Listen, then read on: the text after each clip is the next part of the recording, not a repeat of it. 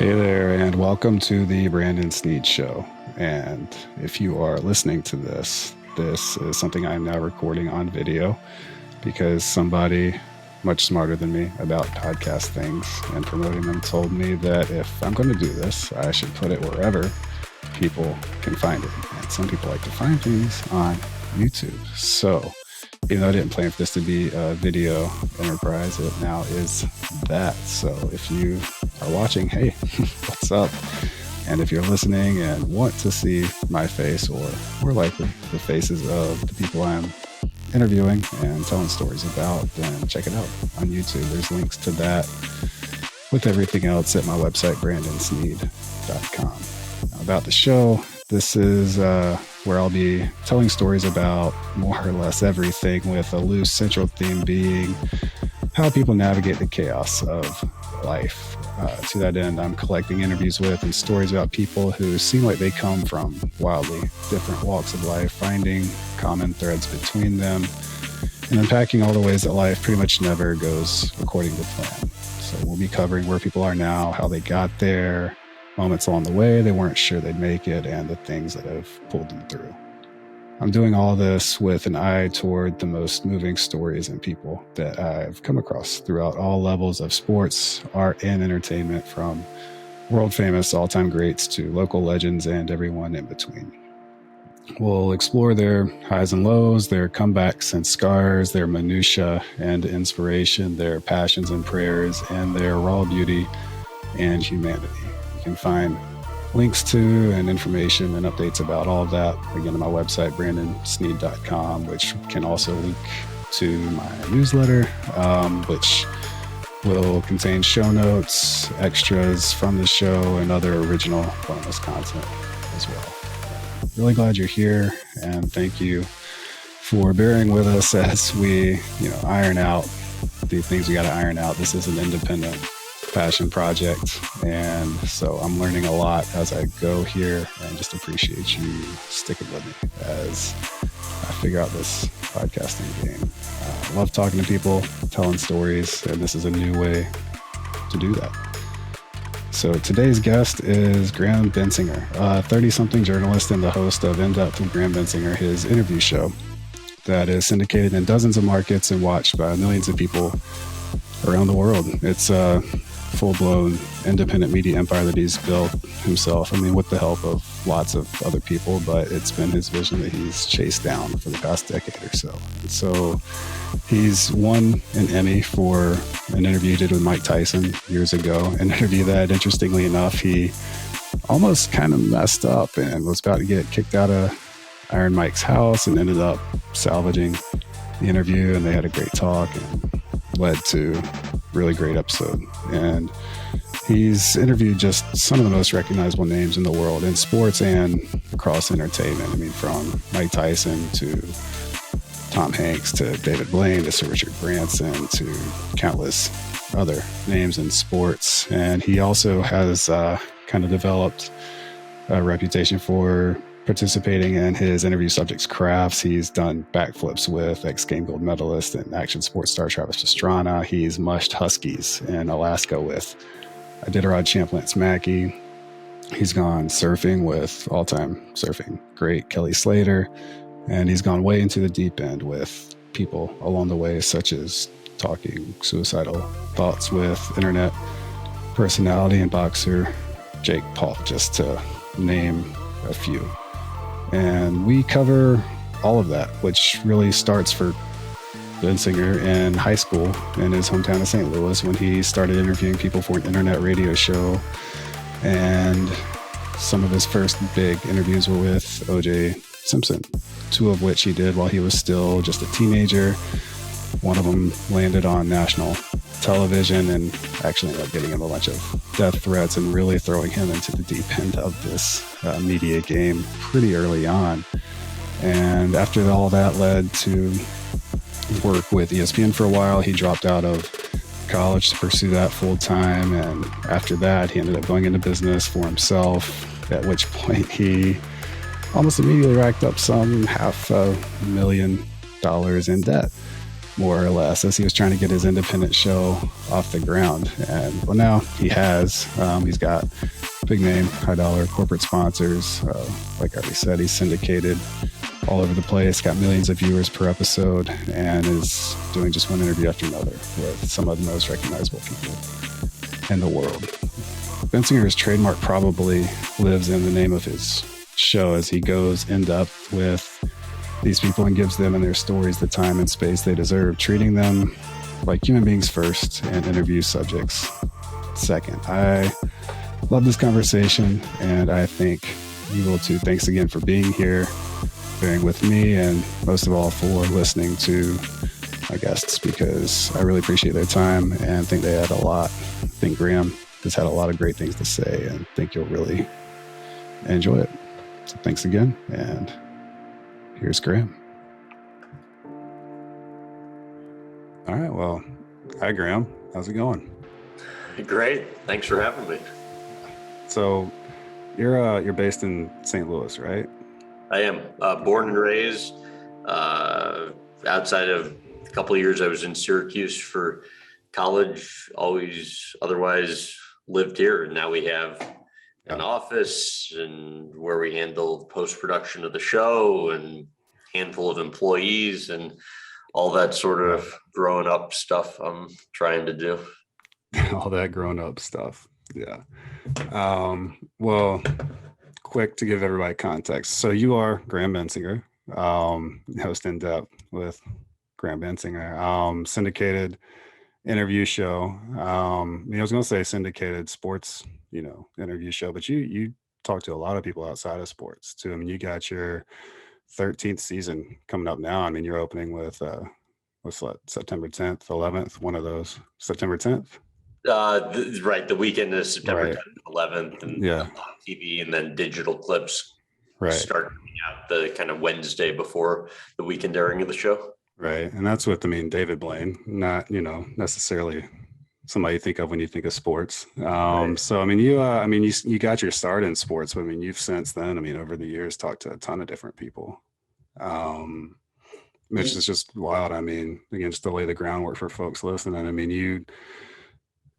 So correct me if I'm wrong on any of this. It's you basically independently produce the show, and then you've got sponsors that, essentially finance that, and then syndication deals all over the place that air this everywhere. So I'm 36. I, started out when I was like a kid in middle school with an internet radio show. One thing leads to the next. It was just kind of lucky that childhood hobby was able to turn into a career. But kind of fast forward to when all my friends were coming out of college in spring 2009, height of the last financial crisis. I had left school early because I was getting good work opportunities, and then I get laid off. And, I realized that despite really enjoying doing these long form video interviews, nobody was actually going to give me the opportunity to do that in the capacity I wanted, because I didn't have the resume to warrant it. So I just thought, let's see if I can figure out how to do it on my own. And so I didn't know the first thing about anything at the time outside of conducting a half decent interview. And so it was figuring out how to sign on the outlets to carry it, how to produce, edit, and shoot a show, how to structure an advertising deal, et cetera. Right. And so, we're 13 seasons or 13 years in, but it's still very much a work in progress and just kind of hustling to continue building it. Yeah, right now, you air on, all kinds of different affiliates for ABC, NBC, CBS, Fox, just all over the place, right? Where else? All right. I feel like I came across you just kind of see your clips floating around the internet sometimes. And then, if you're in a sports bar or something, you'll see your show on, you'll see people talk about it if you're watching. So earlier, hey, watch this later. But you're just everywhere. Yeah. So the goal is to put the content wherever people like consuming content. And so That's kind of the intent of our distribution. So we have a TV presence domestically. We then air on a lot of ESPN channels internationally, video screens in taxi cabs around the country. We have a growing YouTube and Facebook and TikTok presence. So, I think we do 2 million plus TV viewers an episode, 3.5 million digital viewers an episode, and growing. So going in the right direction, but still kind of small relative to where I want it to be. But, it's super fun show to host because you don't spend 5 or 10 minutes with these guys. You spend anywhere from a few hours to a few days, depending on who it is we're featuring. So, we'll do the big sports stars like the day in the UK with Lewis Hamilton, or the afternoon with Steph Curry, or 2 days in Serbia with Novak Djokovic. But then we'll also profile the people with a looser connection to sport, like a couple days in Monaco with Prince Albert, or the week in the Bahamas with Sir Richard Branson, or the evening with Tom Hanks. So, feel really lucky to have the opportunity to host a show like this, because it's like, man, I get paid to talk to fascinating people and ask them about how they got to where they are. Yeah, well, and it's not usually you're participating in what they're doing in one way or another too. I do. I mean, you did a freaking like a dumbass often. Yeah. Yeah, I mean, one of your I guess one of your producers or your marketing guys sent me like this sizzle reel, and I think he had like a back to back to back of you saying I have zero athletic ability, which I think you have more than you give yourself credit for. But I mean, when you're comparing it to most of these folks, I mean, we're all gonna look like a dumbass. I play golf with Jack Nicklaus. Nobody's gonna look good. The funny thing is, I've literally played golf only a few times in my life, and it's been with Jack Nicklaus, Greg Norman, Gary Player, and John Daly. Other than that, I mean, I've golf balls off a driving range before, but that's kind of the end of it. Or, I've been surfing a few times. Two of the times were with Kelly Slater, Laird Hamilton, and then another one was with Maya Gabera in Portugal, who's the female big wave surfer who's 70-foot waves. So it's definitely kind of a cool way to have exposure to some sports, but I do often put myself in situations where I guess I seemingly look how I should. Yeah, I mean, but you also, I mean, you, again, give yourself some credit. You pulled off a backflip with Travis Pastrana. Well, all I had to do there was sit on the gas tank and not move, and I'm crouched over like this. There was a decent chance we could have gotten really hurt that, because I first, when they suggested doing this motorcycle backflip at the MGM Arena in Vegas, I thought they were joking. Later learned they weren't. But I'm talking to Travis's mom the day before the interview as one of just a prep call to get ready for kind of the next day's conversation with her son.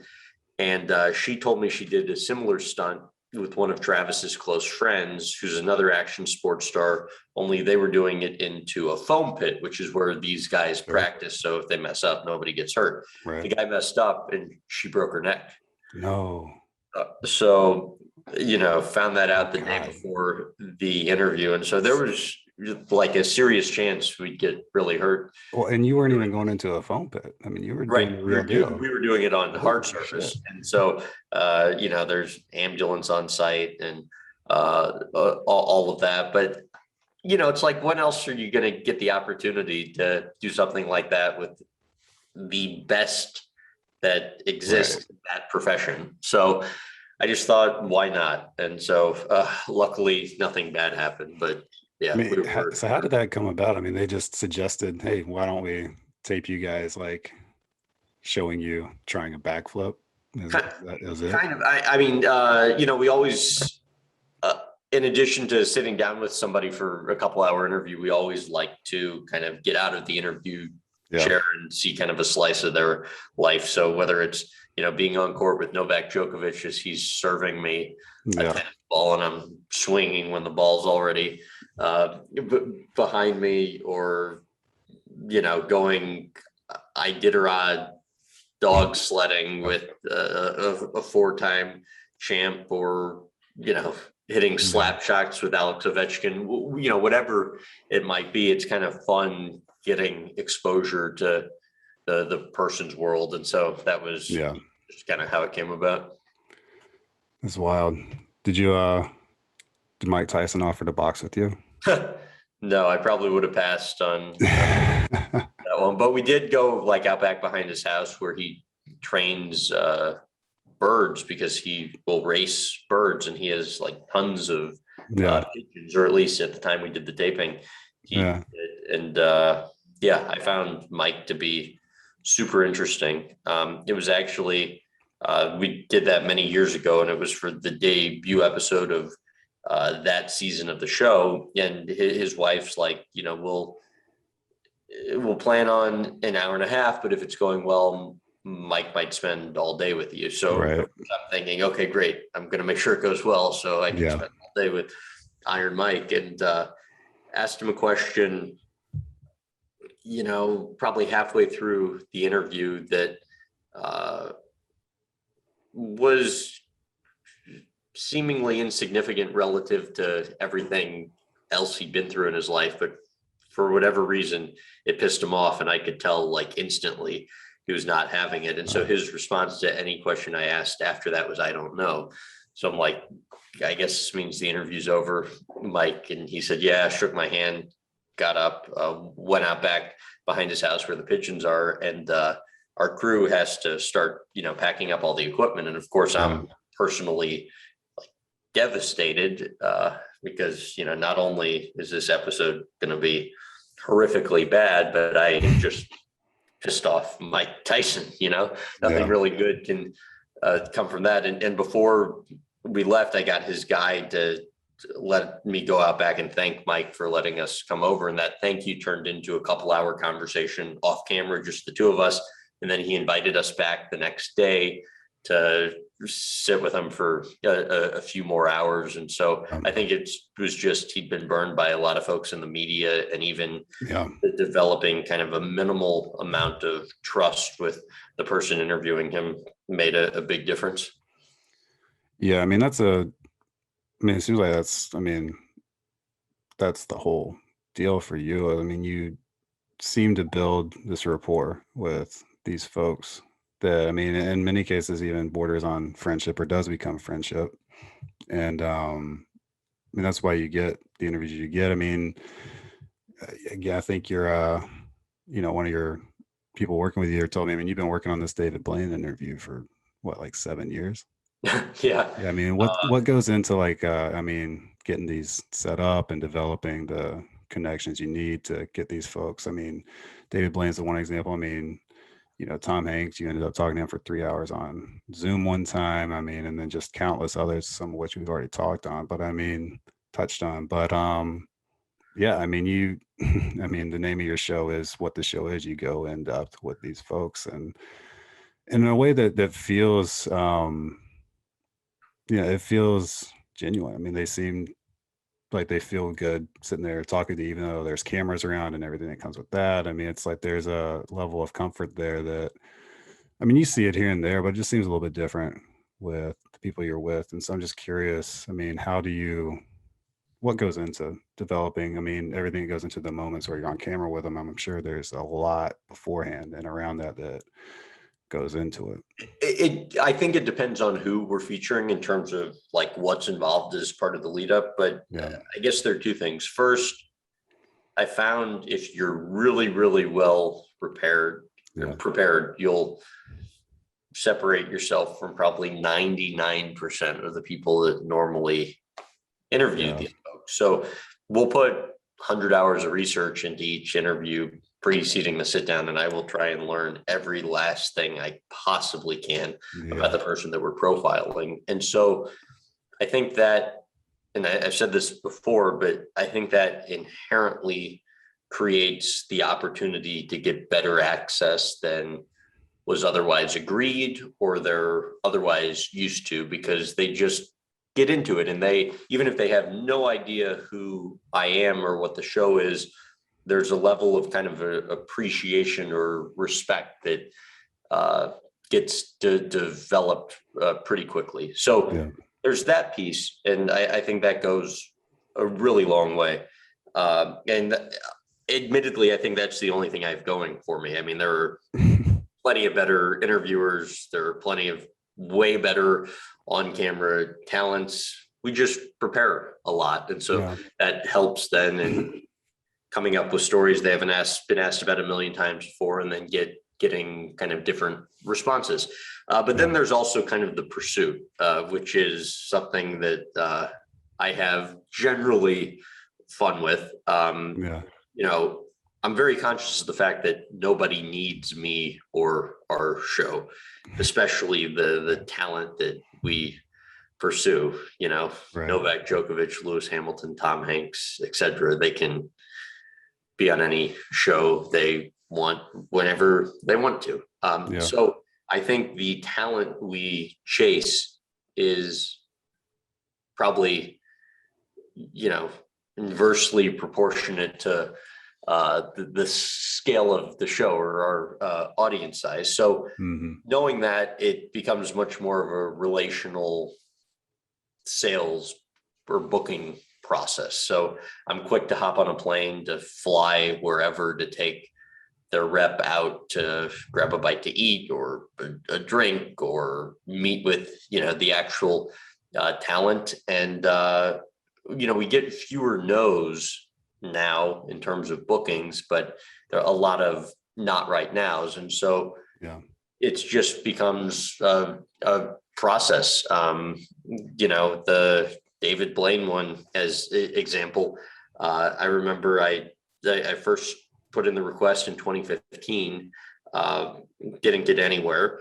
Then I was in Davos for World Economic Forum, and I happened to see he was there, so I sent him a DM on Instagram, and to my surprise, he had watched some of our content, responded saying he was actually on his way out, but here's my number, and let's get together next time you're in New York. So we had lunch. I thought, okay, great. This is, you know, a done deal. We're going to be able to tape something with him soon. Fast forward to the lunch we then had in Santa Monica, and the dinner in the UK, and the meeting at his place in New York. And, you know, years have passed before we end up securing the booking. And it's like, he's just somebody that doesn't like doing a lot of long form interviews. So, you know, everybody's different, but it's, I think with a lot of folks also, there's just that if they're going to do this, they want to have some degree of trust in who's doing the interview. Yeah. Well, I mean, they're all busy as hell too. So there's that. And then it is this, I would imagine it's this fine line for them between, yeah, you gotta have trust and you are going to sit down with this person for however many hours or even multiple days. And so there's that. And then, but then it's just, it is trusting you to do right by them too, which, I mean, that's something that I noticed. I mean, one of your earlier interviews was with Terrell Owens, right? Right. And the interview itself went well. The way it was presented to the world was a little different story, which ends with T.O. being, you know, he gets suspended from a team, right? And it was because he was agreeing with, I think, Michael Irvin, maybe criticizing the team for different things. Anyway, it was this whole clusterfuck, basically. And then you're sitting there, you're how old?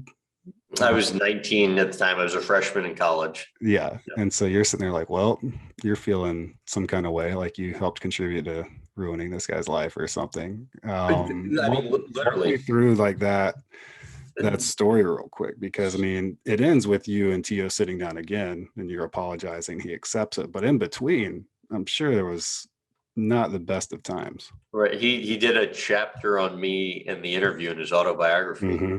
Uh, So I used to have him on my high school radio show, And so that was how the relationship started. He just, saw this kind of young kid who was hustling to make a name for himself in media, and kindly took time out of his day to occasionally call into my radio show. And Yeah.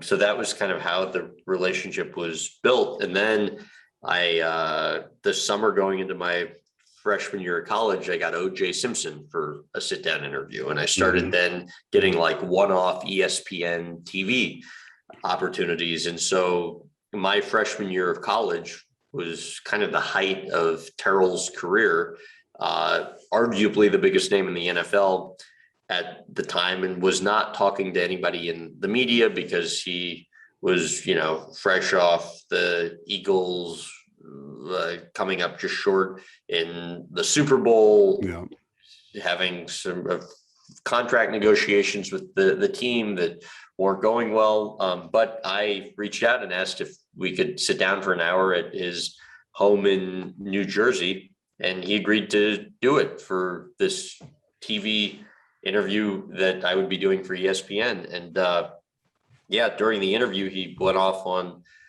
the team. He made some comments that weren't viewed favorably about his then quarterback, Donovan McNabb. And I mean, I still remember it vividly. It was a Thursday night. We leave there. I wake up Friday morning to him giving a press conference to the gathered media, apologizing for his interview with Graham Bensinger that had led SportsCenter the night prior. And then just kind of all hell broke loose from there because, he ended up then getting suspended by the team for the rest of the season a couple days later. And this was early November. And, obviously kind of the Eagles had a lot of the year left. I think cost him upwards of $10 million. It was kind of my first exposure to how editing and media, works, in that we did an hour-long interview, covered everything you could want to cover in an hour-long interview, from racism he'd encountered to his grandmother's Alzheimer's to the controversial topics, which were only a few minutes of an otherwise long interview. Those few minutes were all that made SportsCenter. And I understand from a news entity's perspective, there's limited time. You need to air the most newsworthy content. But then I also understood from his perspective, he didn't feel like he got a fair shake, and rightfully so. And it was my fault because I put him in a situation where I didn't have the platform to be able to fairly tell his story. He still made the comments, but if given context, they would have been viewed differently. So it ate at me for a long time. And I kind of knew from that point on, while it took many years before I actually kind of had the show I wanted, that I wanted to figure out a way to be able to fairly tell stories. So if somebody's going to give us that amount of time and trust us, we're going to have the kind of platform to be able to do right by them. Yeah. I mean, that's something that, I think about it a lot. I know a lot of journalists think about it a lot, and it's something you really wrestle with, and it drives me nuts. I've had many conversations with editors and kind of, fighting in a professional sense over what to include, what not to include, what to press them on, what not to press them on. You learn things, especially as a print journalist. I mean, you're hanging out in very casual settings a lot of times, and stuff just sort of slips out that technically is on the record. But, it's part of just, I think just, you gotta be a human first. And that's one of the craziest things that somebody ever said to me, an editor I don't work with anymore, is I was having one of these conversations with him 3 or 4 years ago. And I said something to him like that. I was like, I understand what you're saying to me as a journalist, but as a human being, I don't feel good about it. He's like, well, quit being a human being and be a fucking journalist. And that's stuck in my head. Like, that's just, nah, I don't want to do that, Well, because building trust with people is important. And even if you just viewed it selfishly, in a career betterment type way, Yeah. you're going to have more success over the long run. I mean, yeah, like building trust and right. people believing in the quality of work that you do. And if if you're in the business of screwing people over, even if they say Yeah. something that is technically on the record, but Right. they just slipped up, it doesn't do anybody any good by Yeah. putting that stuff out there. And so there have been instances with our show on like many of occasions where, somebody's said something that they later regret, and like we will leave it out of the show Yeah. and what we put out there. And if we had released it, might have made a lot of headlines, Right. might have driven digital viewership, but Yeah. at the end of the day, like that's not the right thing to do. And Yeah. so that's also, I think, been a learning process for me as well, because Yeah. I'm 36 now. I think 22-year-old Graham would have been probably more inclined to put more out there. Yeah. But you realize like this is a relational business, Yeah. and you want to have strong relationships with people. So people need to trust you. Yeah. And it is such a fine line because I mean, you do want to maintain the journalistic aspect of this. You don't want to just be a PR mouthpiece Right. either. So it's like there's that to think about. It's tough, man. It's a lot. And then there's just the whole, I mean, you're competing against the eyeballs or the outlets that'll just put the stuff out there that will get the eyeballs. So it's like it's just a lot of noise out there. And it's tough to hold on to, what you're actually doing this for. Sometimes you get so many, you got to worry about money coming in. You got to worry about building your brand and building all this, that, and the other. But I mean, at the end of the day, I mean, you didn't get into this for, all the controversial stuff. You wanted to tell stories, right? I mean, that's what you got to hold on to. Yeah. I got into it because I liked talking to successful people about how Yeah. they got to where they were. And it was even going back to, I used to have a baseball card store on the internet when I was in Yeah. fifth, sixth, seventh grade. And I'd run down to the ballpark, Busch Stadium, where Cardinals players played in St. Louis, to wait for autographs. And I realized it wasn't autographs I liked getting, but just meeting the players and hearing Yeah. their stories. And then it was a matter of figuring out, okay, how do I turn that into, something? Yeah. So, yeah. Yeah. I mean, you've done it. I mean, and you're still doing it. But I don't know, I mean, it was hard there for a while for you. I mean, even though you're this driven kid, I mean, a lot more so than most kids at 18, 19, 20, etc. I mean, you start your high school radio show. I mean, it's I saw an interview one of your friends did talking about, Graham was out sick a lot, but for some reason, every day he was out sick, a new interview came out. It was the weirdest thing. So you're hustling. I mean, in high school, I mean, you knew this is what you want to do. But I mean, and then you'd go to Syracuse and you're studying, journalism there. But I mean, you're already doing the thing you're studying. So it seems like you say, okay, well, I don't, I'd rather just go do the thing instead of keep studying because you left Syracuse before you finished your degree there, right? Right. I was full-time student first year, part-time student first semester, sophomore year, and then left after that. It was hard because I was traveling Yeah.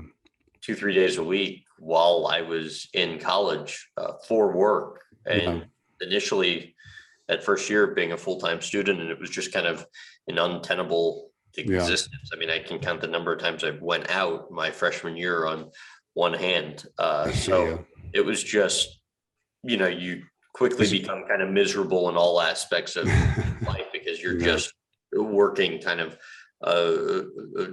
around the clock. And so it was a tough decision to leave from the standpoint of the people that were close to me and my parents. You don't want to like feel like you're letting them down, but it was Yeah. kind of a no-brainer decision from the standpoint of like I just knew to my core that Yeah. was what felt right. And it didn't even, there wasn't even a lot of thought put into it. It just felt like, have to do it. This is it. But yeah, I mean, because you were working for ESPN at the time, right?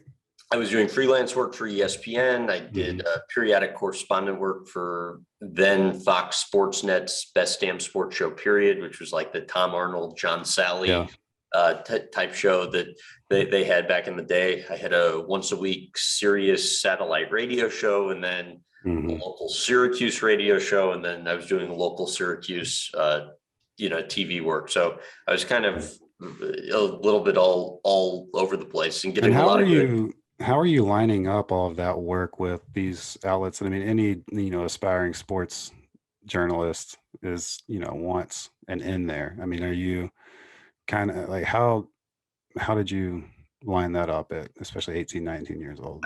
So a lot of it was just me harassing people in the same way I would potential interview subjects to commitments. I did have an agent at the time who was helping with some opportunities. But, what I quickly learned, because, the money that I was making then was, did not warrant the time investment that I was expecting of the agent. So, he kind of rightfully, after a while, was like, this, I can't do this anymore. So I ended up, we parted ways, worked with somebody else for a while who was great. But for kind of most of my life, from kind of, I think, mid-20s on, in terms of like professional career, I've just kind of been on my own doing it myself. And then through our company, we have great people like Brian, who leads PR for us, or,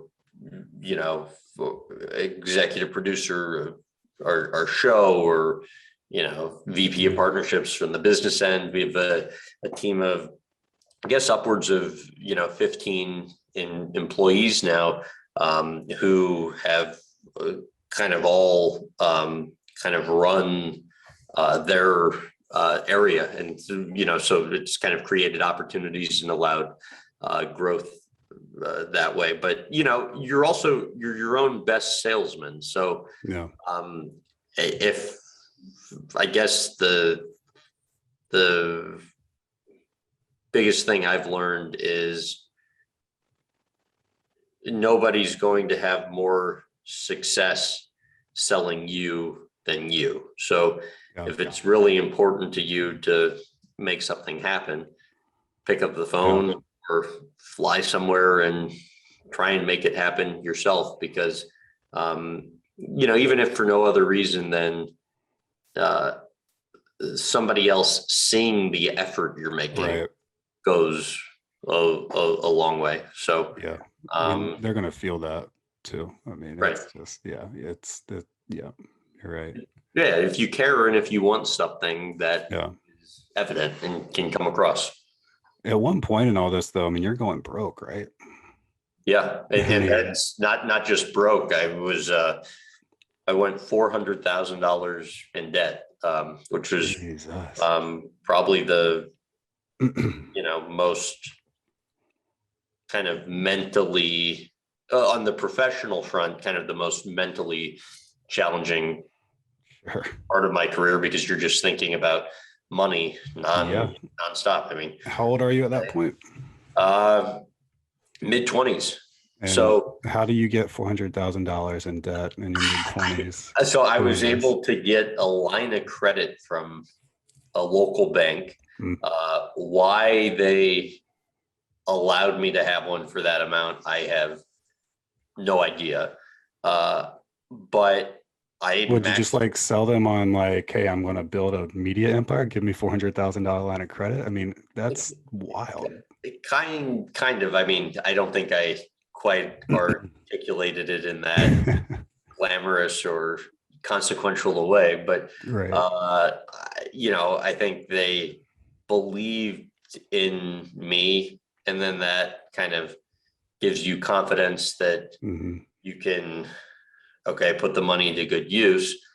And we did, but then you run out of money and realize if you don't figure out a way out of this, like that's gonna saddle you for life. And what Uh, did $400,000 go to? And in so like what what what period of time? what happened was this was over probably about a year and a half. Mm-hmm. What happened was the show used to just be on cable through regional sports television networks. So the now Bally's sports nets, the NBC sports nets, the channels that carry kind of the local sporting events in a And city. I'll hit pause for a second because I think I skipped. Hi. So one thing real quick. The show has a sponsor now. Rogue Energy. RogueEnergy.com. They make energy drinks in the form of basically these powder packs that you drop into some water, shake them up, and basically work like an energy drink. 0 to 5 calories, sugar free, gluten free, soy free, vegan, vitamins, antioxidants, amino acids, all kinds of good stuff. If you go to rogueenergy.com, you can get free samples. And if you sign up for their email, you actually get 25% off. If you want another 10% off, use my discount code SNEED, SNEED. That's it, rogueenergy.com.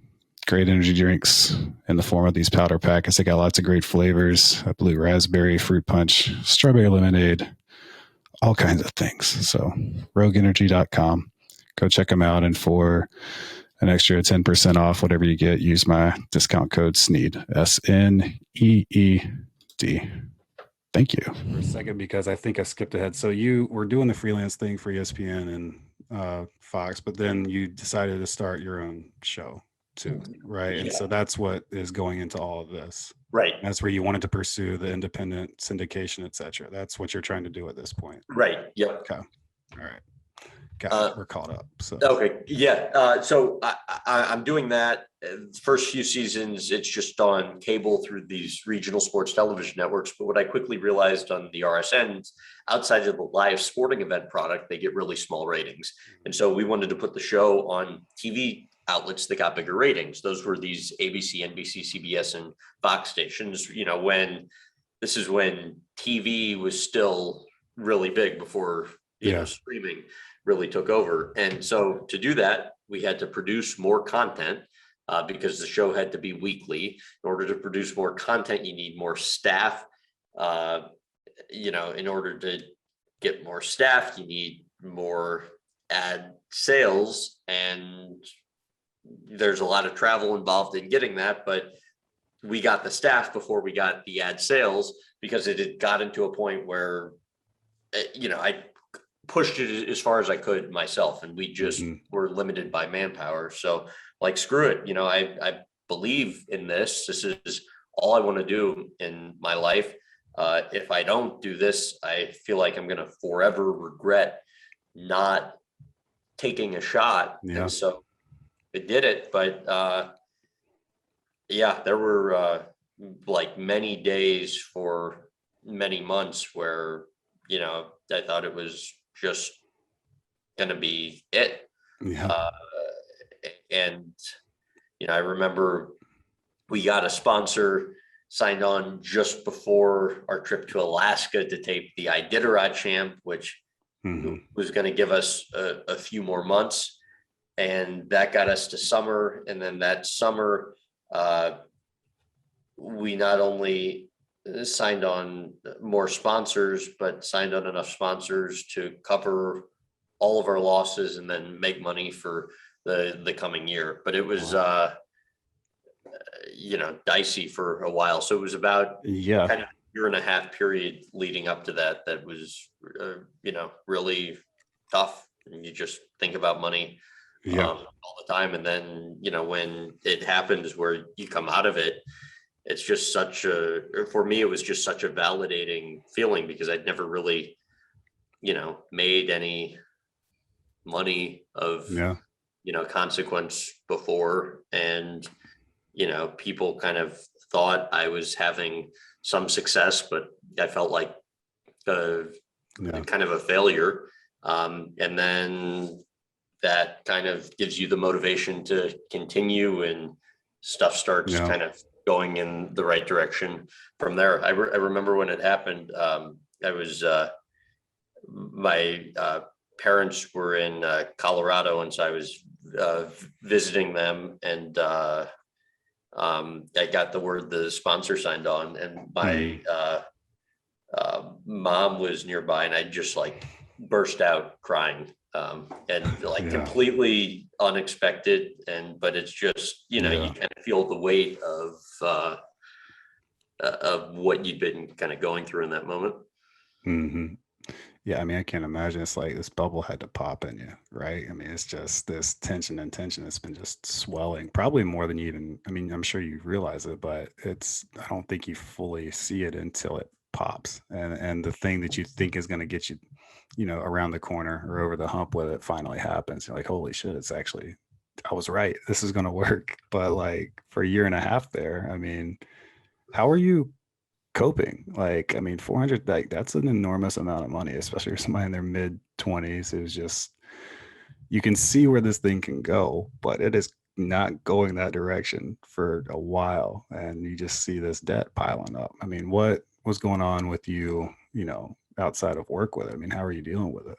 I was a wreck, and my dad's a financial advisor, and has always made safe choices to protect himself and his family. And I mean, he's done like very well in his own right. But in the back of your head, you're thinking like, man, here my parents are, who've tried to do everything right in raising me. And I grew up as, fortunate as they come. I went to a private school. I only went to a year and a half of college, but my parents paid for the year and a half of college. You don't realize till you're a little older, like just how lucky you are. My parents Yeah. uh, were together growing up, and just, the best of circumstances. And so you have in the back of your head, like, man, am I like letting my parents down? That, Yeah. like, they've done everything right in terms of educating me and kind of being there for me, and here I am like completely jeopardizing my future. So Yeah. it's kind of mental torture when you're going through it. And admittedly, I wasn't quite sure I would get out of it, but Yeah. was able to luckily kind of pull it together. I mean, how did the sponsorship come about? You said earlier, I mean, a lot of travel trying to line up advertisers and sponsors. Like, how does that work on that end of things? Sure. I mean, very similar process to booking guests for the show, or to signing Yeah. on distribution partners to carry the show. It's similarly relational sales Yeah. process, flying around to, meet with different marketing execs, much like we do with the guest we're trying to book, or the representative for the guest we're trying to book, or the head of a network that we're trying to sign on to carry Yeah. the show. So that's kind of it. And again, you're conscious of your place in all of this, which is nobody needs us. They Yeah. can put their ad dollars in a million other places. So Yeah. you have to figure out attractive value proposition Yeah. for. What did you sell them on? I mean, one, and this is probably more granular than you want to get, but there's, you know, metrics that kind of the industry uses to, Hmm.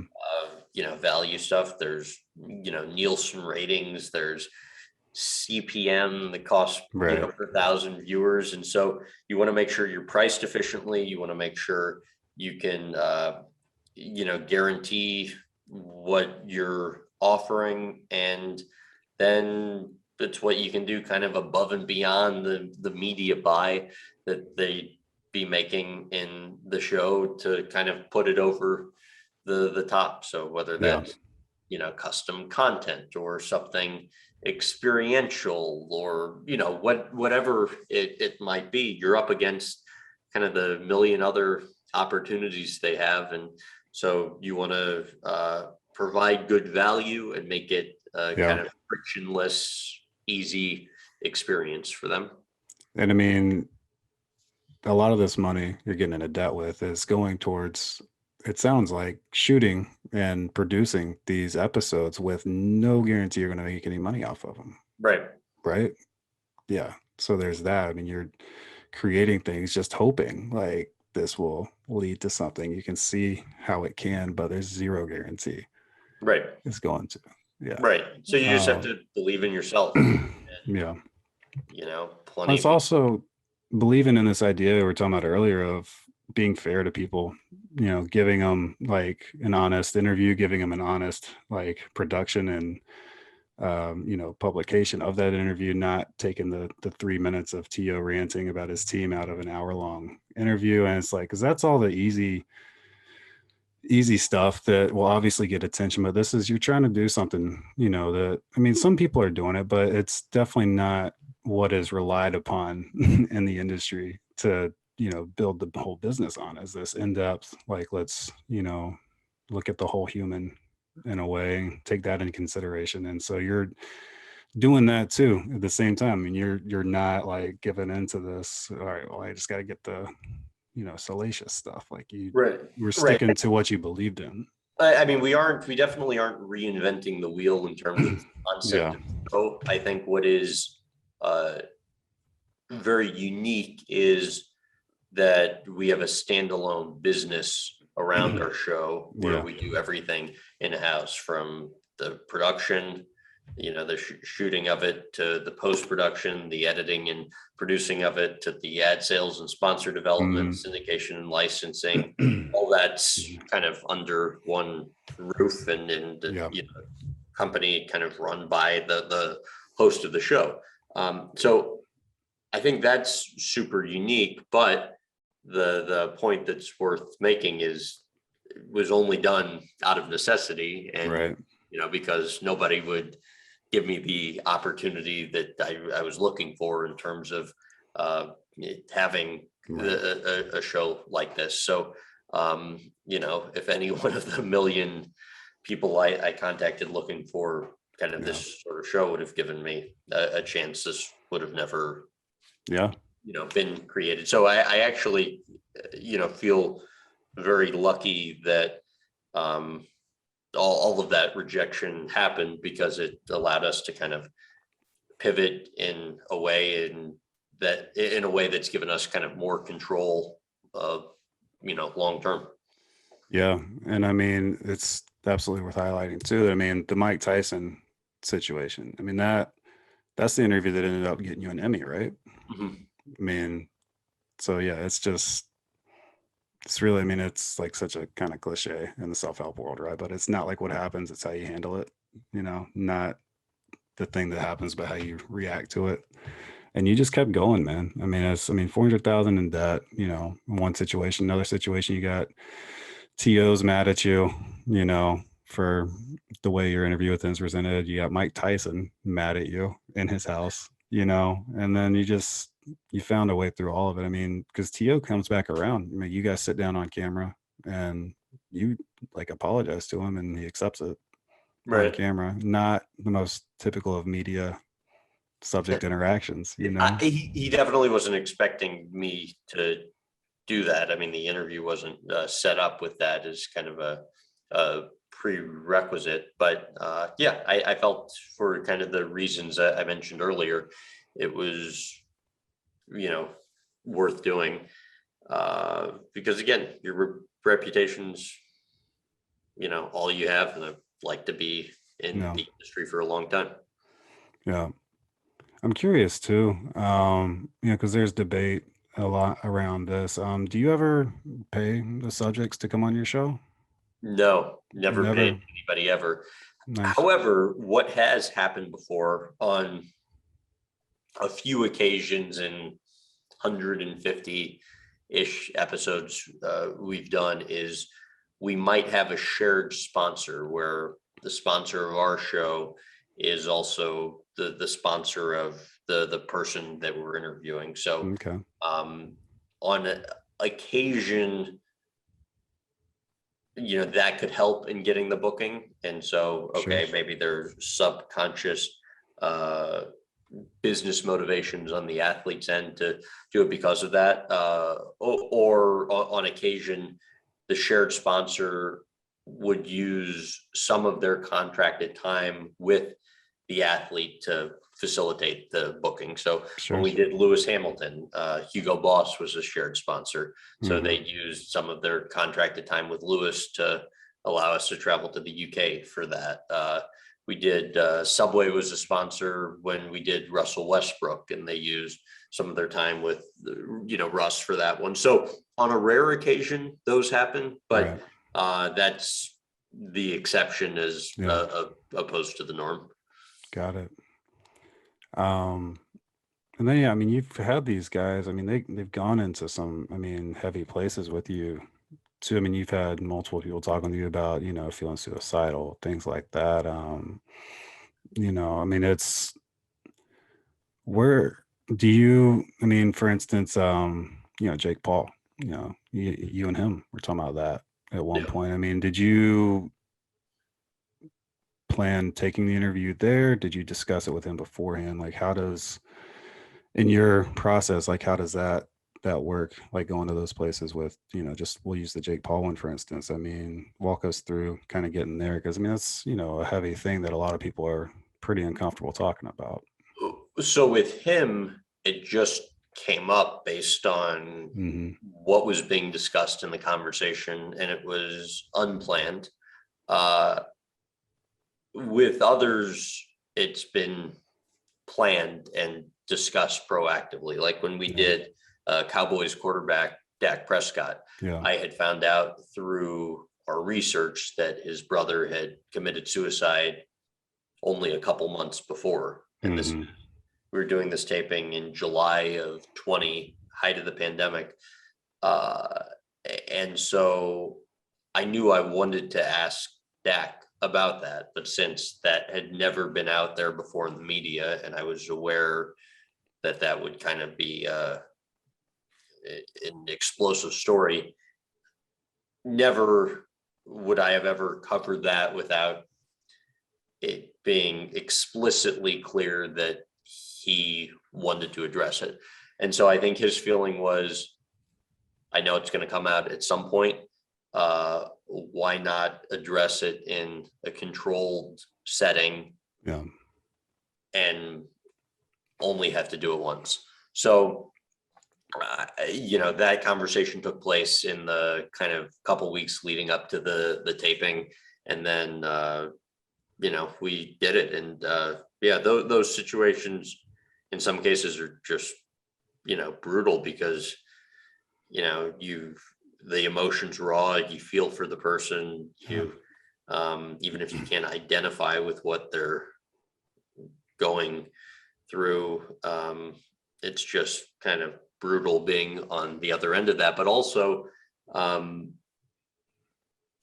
you get kind of motivated to do it by the fact that oftentimes, from my experience at least, when it's somebody of stature speaking about a big challenge that they went through that other people can identify with, it inevitably ends up helping people or somebody watching it. So we got a lot of positive comments about that one, and people who've gone through similar situations and, might be at the depths of their depression. Yeah. And you see somebody else who's been there, done that, and come out on the other side. Similarly, when we take Kevin Love, the NBA star, who's had a long history of challenges with mental health, like those sorts of conversations, I think end up doing a decent amount of good when the celebrities kind of willing to share those challenges. Yeah. You ever deal with anything like that? Maybe when you were struggling? Not to that extreme, but I mean, I'm certain, looking back on that, I was whole host of messed up in the head when that was, going on, because you just can't see your way out of, the kind of depths of the, business challenges. So I probably should have been talking to somebody regularly then, as opposed to just internalizing it. I probably now, having had some of these conversations with people who do have the celebrities who do have their own therapists going through stuff, I'm like, man, that would have helped me a lot back then. But did not happen. Okay. Yeah, well, and I was curious too. I was going to circle back to, and it's somewhat related to that, is you interviewed O.J. Simpson when you were in high school, right? You were like, what, how old? I think I was 16 Yeah, or young. 16 16 the first time I interviewed him, and then I interviewed him again a couple years later. So I think the first time was sophomore or junior year of high school, and then I think sophomore year, and then the second time was summer after senior year, going into my freshman year of college. Got it. But that was that first one that, I mean, you just kind of, it was for your high school radio show, right? It was that I last minute I set up a little handheld video camera. Yeah, and then that ends up on Good Morning America. Right. And then you got some really intense feedback from people that saw that, right? And rightfully so, I guess. They felt like I was too easy on him, which I probably was, or certainly was. But I'm just high school kid that admittedly doesn't know any better. But it's weird being in high school and like getting death threats from people over, an interview that was just part of you were doing as part of your childhood hobby. So it gives you early exposure as to like, how to handle stuff later on. Yeah, because I mean, Jay Leno had you on his show for it, and you told him, somebody told you they hoped you died a long, slow death from cancer, and you're 16. I got like, Jesus Christ. And so that was the second interview I did with. Okay, so that was when you were like a couple years later, but it was. I remember it's the lead story on ESPN.com for like a day. The O.J. Simpson interview. It was it's part of what was an early iteration of their E60 series. It used to be called E-Ticket. And I remember from when it was published to the next morning, I had like 500 emails, and most were scathing. And so it was eye-opening for sure. How do you cope with that?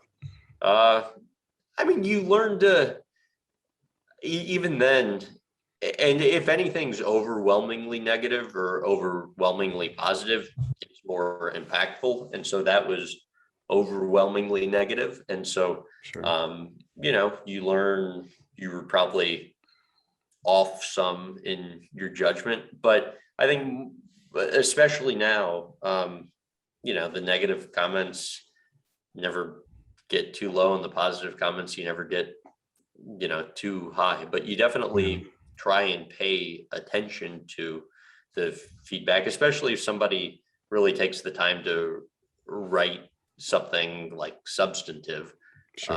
You pay attention to it. No, like the death threats and stuff. I mean, is it something that you've had to like learn to deal with? I mean, I can't imagine it happens terribly often. I was going to say, thankfully, that's. But I mean, I guess you're 18, seeing all this. I mean, did it make you even for a second be like, "Am I sure I want to be dealing with this? Like for my, whole career?" I'm just like that's just super intense. I didn't let it affect me. No. Too much. And on the feedback front today, you just, opinions matter of the people that matter to you. Yeah.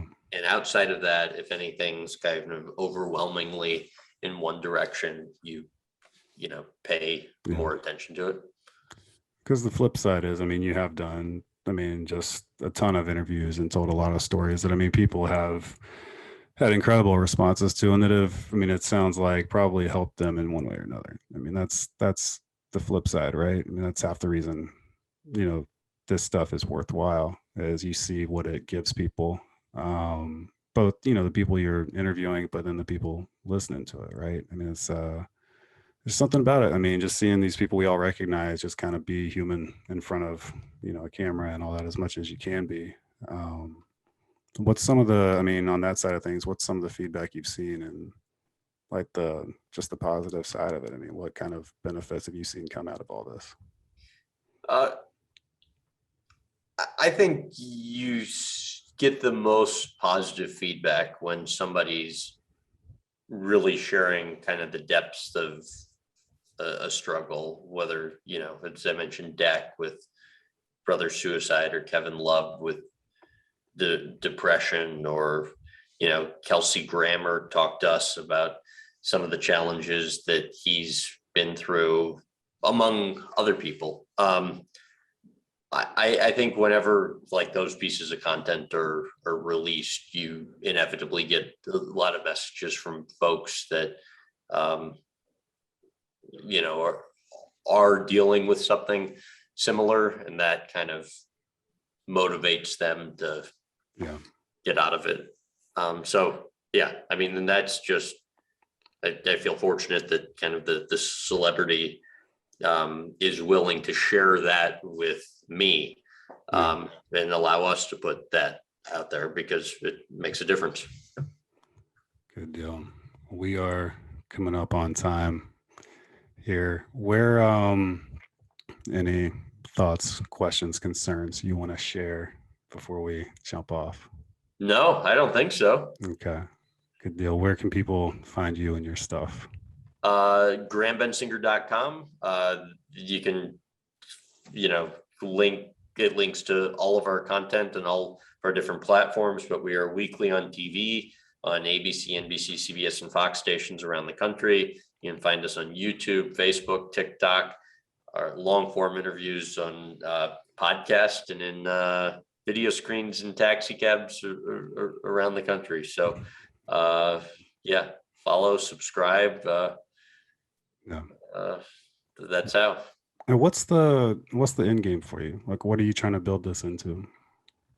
World domination. No, I honestly would just like the opportunity to have this show continue long term and do it the rest of my career. And I think slowly we'll open it up, so we're featuring more people beyond, sports. It'd be great. 1 week we have President Obama, the week after that Tom Brady, the week after that Kanye, the week after that Julia Roberts. I think having the opportunity to have a show like that long term's the goal, and then continue to grow the audience size, have the content on platforms where people consume it, and also continue to have a focus on improved production quality and kind of building our team of people to support that. Awesome. All right, man. Well, I appreciate you taking the time. This has been great. I've enjoyed it. Hope you have too. Yeah, thanks for having me. Appreciate it, Brandon. No, thank you.